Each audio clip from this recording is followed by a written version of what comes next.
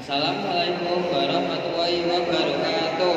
Waalaikumsalam warahmatullahi wabarakatuh. Ingkang kinumatan Bapak Widodo saha para kanca-kanca muda-mudi ingkang kula tresnani.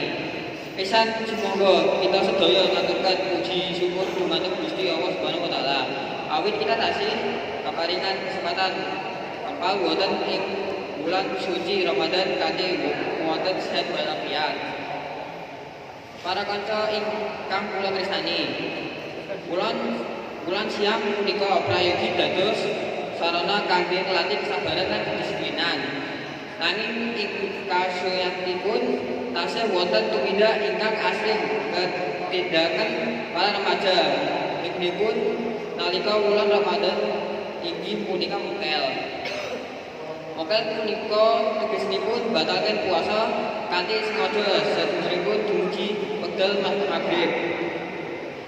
Tumindak punika asring dipun anggap sepele nanging sejatosipun gadhah akibat ingkang ageng meglipun saking segi agami saha akhlak. Para kanca sedaya, puasa Ramadan punika boten namung nahan lapar lan lelah mawon, nanging ugi minangka sarana kangge nglandhalekake hawa nafsu, ningkatke kesabaran saha bentuk pribadi ingkang jujur lan tanggung jawab. Menawi kita nindakaken mokel tegesipun kita dereng saged dumateng diri piyambak saha dereng tanggel jawab nglampahi kewajiban minangka umat Islam. Senajan kadungkala badan terasa saya lapar utawi lelah, kita kadah tansah eling bilih saben cobi mesti boten ganjaripun.